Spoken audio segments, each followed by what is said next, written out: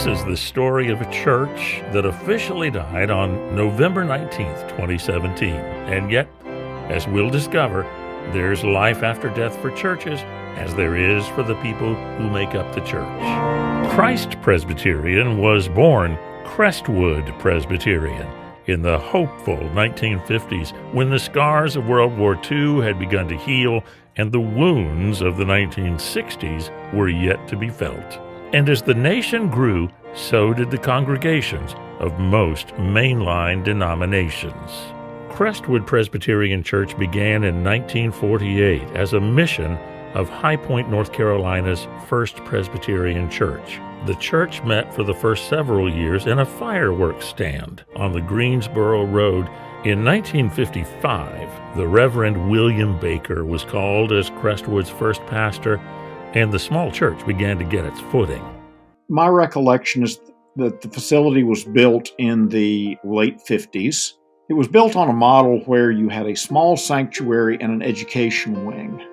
And the plan was that a larger sanctuary would be built at the time that the congregation had grown to sufficient size that the smaller sanctuary no longer accommodated the membership.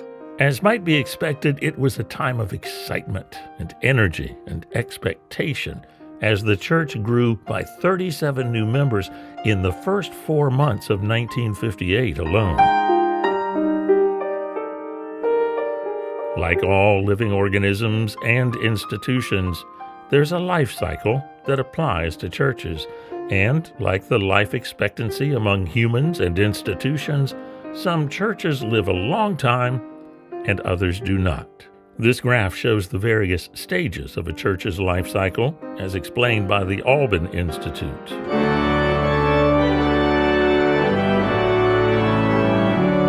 When a new church is born, there's great energy and excitement around the process of putting together a vision and then a structure to bring that vision into being. To be a charter member and founding pastor is to carry an almost parental level of importance. The church starts with a clean page. No former traditions dictate future practices. Values are freshly chosen. This energy generates interest among outsiders, and a new church commonly begins to grow quickly.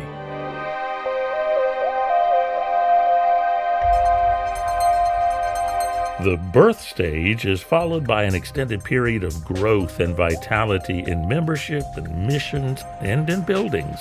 The congregation begins to grow into its identity, to shape and define its values.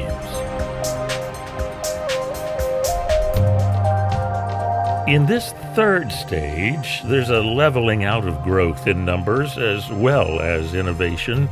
Traditions and practices become established and routine and predictable. New ideas are more and more often met with the famous phrase, "We've never done it that way before." Facilities are adequate, debt is often low, members are satisfied, and conflict tends to be infrequent. The church has found its center. It also has entered a stage that contains a significant amount of risk, because comfortable routines often become ruts that are more apparent to newcomers than to longtime members.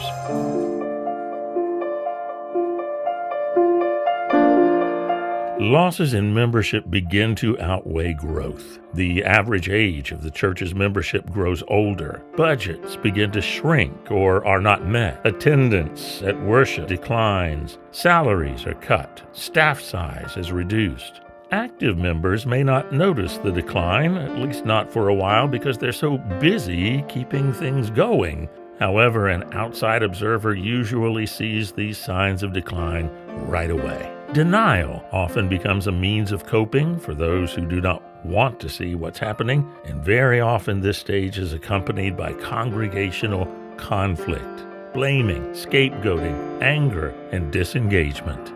I recall from the history of the church that it actually met for the first time when it was established in an off-season fireworks stand. And in meeting with the session for the first time, I said, This congregation's been living in the fireworks stand for its entire history, and it's time for us to move out of the fireworks stand. And they did.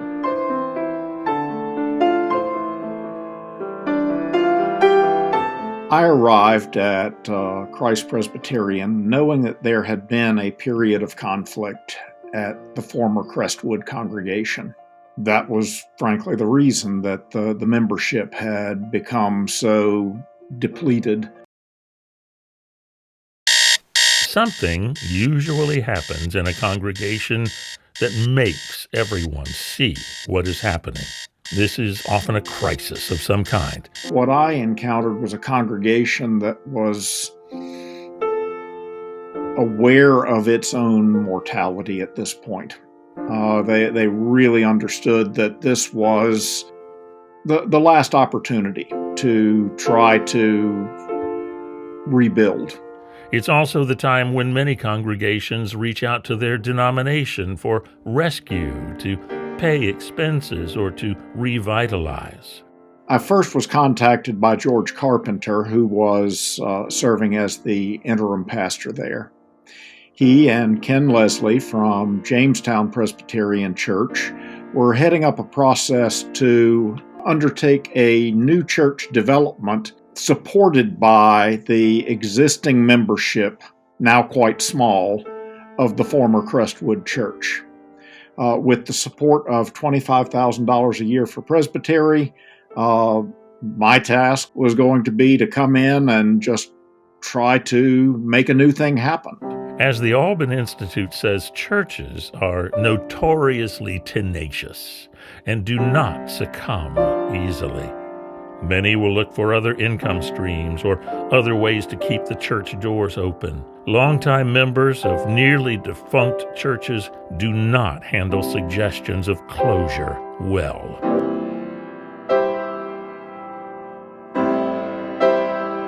Inevitably, once strong and vital churches do die. Interventions can take place which can produce new visions and vitality, and that can lead to a new lease on life. But still, eventually, all churches will die. A church need not be defined by its death, but rather be celebrated for the ways in which faith was nurtured and shared. Mission and outreach were practiced beyond the boundaries of the congregation. God was glorified, and Christ was followed.